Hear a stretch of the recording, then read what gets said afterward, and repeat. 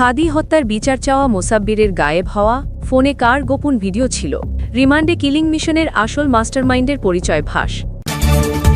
যে দুই শর্তে হাসিনাকে ফেরত দেবে ভারত, জানালেন ভারতের পররাষ্ট্রমন্ত্রী এস জয়শঙ্কর। এতক্ষণ শুনছিলেন সংবাদ শিরোনাম, এখন থাকছে বিস্তারিত। 2026 সালের নির্বাচনের উত্তাপ ছড়ানোর আগেই কারওয়ান বাজারের টাকার খনিতে আচমকাই নিভে গেল উদীয়মান এক নেতা মোসাব্বিরের জীবন প্রদীপ। তেজতুরি বাজার এলাকার হোটেল সুপারস্টারের ঠিক পাশের গলি দিয়ে মানুষজন স্বাভাবিকভাবেই চলাফেরা করছিল, কিন্তু কেউ ঘুণাক্ষরেও টের পায়নি যে সেখানে এক ভয়ঙ্কর ফাঁদ পাতা হয়েছে। আহসানুল্লাহ টেকনোলজি ইনস্টিটিউটের সেই সরু গলিতে আগে থেকেই পজিশন নিয়েছিল কয়েকজন অচেনা যুবক, যাদের হাতে ছিল চটের বস্তা। তাদের দেখে মনে হচ্ছিল তারা হয়তো বাজারের সাধারণ কুলি বা দিনমজুর, কিন্তু এই নিরীহ বেশভূষার আড়ালেই লুকিয়েছিল ঠান্ডা মাথার শয়তানরা। আজিজুর রহমান মুসাব্বির যখন ওই গলিতে ঢুকলেন, তখনও তিনি বুঝতে পারেননি যে তার জন্য যমদূত অপেক্ষা করছে।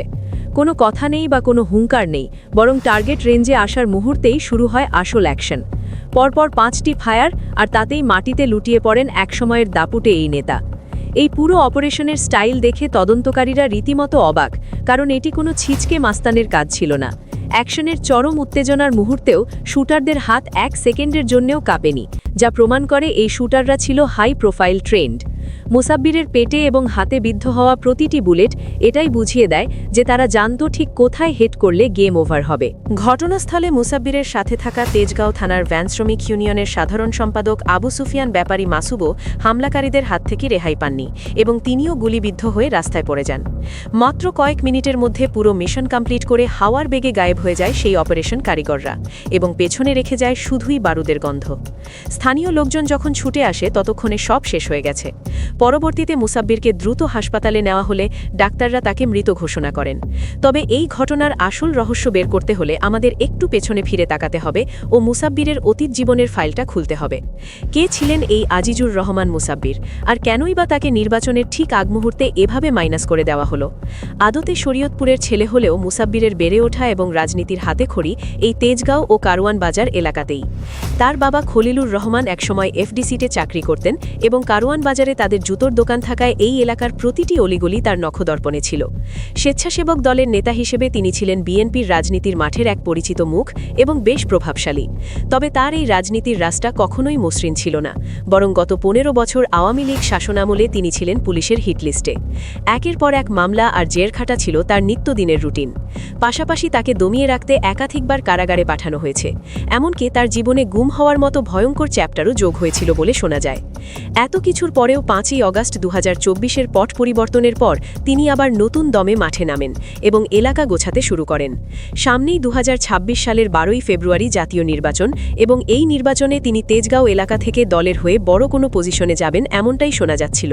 আর ঠিক এই সময়েই তার এই ফিরে আসাটা হয়তো মেনে নিতে পারেনি কোনো এক অদৃশ্য পাওয়ার বা সিন্ডিকেট। মুসাব্বিরের স্ত্রী সুরাইয়া জানিয়েছেন, তার স্বামী তাকে প্রায়ই বলতেন যে তার শত্রু বাড়ছে এবং তাকে সরিয়ে দেওয়ার জন্য বিভিন্ন সময় হুমকি দেওয়া হচ্ছে।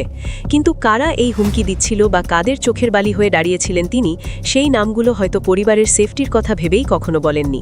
আর শত্রুরা অন্ধকারের সুযোগ নিয়ে তাকে চিরতরে থামিয়ে দিল এবং দীর্ঘ 15 বছর টিকে থাকা এক নেতাকে নিজ দলের সুসময়ে এসে বিদায় নিতে হলো। এই পুরো ঘটনার সবথেকে বড় টুইস্ট এবং রহস্যের জায়গাটি হল মুসাব্বিরের ব্যবহৃত মোবাইল ফোন দুটি, যা অপারেশন শেষে হাওয়া হয়ে গেছে। অপারেশন শেষ করে শুটাররা যখন পালিয়ে যায়, তখন তারা মুসাব্বিরের পকেটে থাকা টাকার বান্ডিল বা অন্য কিছু স্পর্শ করেনি, বরং তারা শুধু টার্গেট করে নিয়ে গেছে তার ব্যবহৃত দুটো দামি স্মার্টফোন। আর এখানেই উঠছে আসল প্রশ্ন, কারণ সাধারণ ছিনতাইকারী হলে তারা টাকা বা গয়না নিত, কিন্তু এখানে টার্গেট ছিল শুধুই ওই দুটো ফোন, যা প্রমাণ করে এর ভেতরে লুকিয়েছিল অনেক বড় কোনো বোমশাল। ক্রাইম রিপোর্টাররা ধারণা করছেন ওই ফোনে এমন কিছু ভিডিও, কল রেকর্ড বা সিক্রেট ডকুমেন্ট ছিল যা ফাঁস হলে কারওয়ান বাজারের বড় কোনো গডফাদারের মুখোশ খসে পড়ত।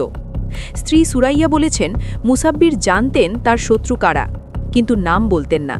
তাই হতে পারে সেই নামগুলো বা তাদের অপকর্মের সব প্রমাণ ওই ফোনেই সেভ করা ছিল।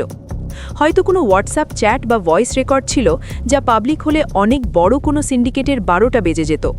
ফোন দুটি গায়েব করে দেওয়ার মানেই হলো ঘটনার সবথেকে বড় প্রমাণ নষ্ট করে দেওয়া, যাতে পুলিশ কোনো ক্লু খুঁজে না পায়। শুটাররা কি শুধু টাকার বিনিময়ে কাজ করেছে, নাকি তাদের মেইন টার্গেটই ছিল মুসাব্বিরকে সরানোর পাশাপাশি ওই ফোনগুলো উদ্ধার করা? এই প্রশ্নের উত্তর মেলানো এখন ডিবির জন্য সবথেকে বড় চ্যালেঞ্জ, কারণ ফোনগুলো না পাওয়া গেলে অনেক গোপন রহস্যই হয়তো মাটি চাপা পড়ে থাকবে। এটি কি শুধুই পলিটিক্যাল গেম, নাকি এর পেছনে আছে কোটি টাকার কোনো অবৈধ লেনদেনের ঝামেলা? মোবাইল ফোন দুটিতে হয়তো এমন কিছু ছিল যা অনেক রাঘব বোয়ালকে বিপদে ফেলতে পারত, তাই তারা যে কোনো রিস্ক নিয়ে হলেও ফোন দুটি সরিয়ে ফেলেছে। অন্যদিকে ঘটনার পর ৪৮ ঘন্টা পার হতে না হতেই ঢাকা মেট্রোপলিটন পুলিশের গোয়েন্দা বিভাগ বা ডিবি এক বড় ধামাকা দিয়েছে, যা সবাইকে চমকে দিয়েছে। শুক্রবার ৯ জানুয়ারি রাতে মানিকগঞ্জ এবং গাজীপুরে এক হাই ভোল্টেজ অভিযান চালিয়ে গ্রেপ্তার করা হয়েছে ৩ জন শুটারকে, যারা সরাসরি এই অ্যাকশনে ছিল। সিসিটিভি ফুটেজ চেক করে এবং ট্র্যাকিং প্রযুক্তি ব্যবহার করে এই ৩ জনকে জালের ভেতর আটকানো হয়েছে। এটি পুলিশের জন্য একটা বড় সাকসেস হলেও আসল সিনেমার ক্লাইম্যাক্স এখনও বাকি আছে, কারণ এই ৩ জন শুধুই দাবার গুটি বা ভাড়াটে প্লেয়ার, যাদেরকে টাকার বিনিময়ে ব্যবহার করা হয়েছে। কিন্তু এদের রিমোট কন্ট্রোল যাদের হাতে, অর্থাৎ যারা এই পুরো প্ল্যান সাজিয়েছে, সেই মাস্টারমাইন্ডরা এখনও ধরাছোঁয়ার বাইরে। গ্রেপ্তারকৃতরা হয়তো রিমান্ডে মুখ খুলবে এবং জানা যাবে কারা তাদের হায়ার করেছিল, কিন্তু সেই রাঘব বোয়ালরা কি আসলেই আইনের আওতায় আসবে, নাকি তারা টাকার জোরে সব ম্যানেজ করে নেবে? পুলিশ বলছে তারা সব অ্যাঙ্গেল চেক করছে এবং আধিপত্য বিস্তার বা পলিটিক্যাল বিরোধ সবকিছুই তদন্তে আছে। তেজগাঁও থানার ওসি কনফার্ম করেছেন যে এটি একটি টার্গেটেড মিশন ছিল, কিন্তু এই মিশনের নকশা কার ড্রয়িং রুমে বসে করা হয়েছে সেটাই এখন দেখার বিষয়। এত কড়া সিকিউরিটির মধ্যে রাজধানীর বুকে অস্ত্রধারীরা কিভাবে এমন ওপেন গেম খেলে পালিয়ে গেল, সেটা নিয়েও পাবলিকের মনে প্রশ্ন আছে। যদিও শেষ পর্যন্ত তারা ধরা পড়েছে, কিন্তু এর পেছনের আসল ভিলেনদের মুখোশ না খোলা পর্যন্ত কেউ স্বস্তি পাচ্ছে না। এখন সবথেকে বড় প্রশ্ন হলো, এই ঘটনার দায় কার এবং মুসাব্বিরকে সরিয়ে দেওয়ায় কাদের রাস্তা পরিষ্কার হলো? এখানে দুটি বড় সমীকরণ কাজ করছে, যা একে অপরের সাথে কানেক্টেড। প্রথমটি হলো কারওয়ান বাজারের দখল ও চাঁদার সাম্রাজ্য। আমরা সবাই জানি কারওয়ান বাজার মানেই টাকার খনি, যেখানে প্রতিদিন কোটি কোটি টাকার বিজনেস হয়। ফুটপাত থেকে শুরু করে বড় আড়ত, সব জায়গা থেকেই চাঁদা তোলার একটা অলিখিত নিয়ম আছে, যা বছরের পর বছর চলছে। ৫ই আগস্টের পর এই বাজারের কন্ট্রোল নিয়ে পুরনো গ্রুপ এবং নতুন গ্রুপের মধ্যে একটা ঠান্ডা লড়াই চলছিল। মুসাব্বির কি সেই লুটেরা সিন্ডিকেটের পথে বাধা হয়ে দাঁড়িয়েছিলেন, যার কারণে তাকে সরানো জরুরি হয়ে পড়েছিল? তার সাথে থাকা ভ্যান শ্রমিক ইউনিয়নের নেতা মাসুদের উপর হামলা কি সেই ইঙ্গিতই দেয় না যে টার্গেট ছিল লেবার পলিটিক্স ও বাজার নিয়ন্ত্রণ? ভ্যান শ্রমিক ইউনিয়ন মানেই ট্রান্সপোর্ট সেক্টর, যার হাতে বাজারের চাবি থাকে। তাই অনেকেই মনে করছেন এটা শুধু পলিটিক্যাল ইস্যু না, বরং এর পেছনে আছে দীর্ঘদিনের টাকার ভাগ বাটোয়ারা নিয়ে ঝামেলা। লুটেরা গ্রুপ হয়তো তাদের পথের কাঁটা সরাতেই এমন জঘন্য পথ বেছে নিয়েছে।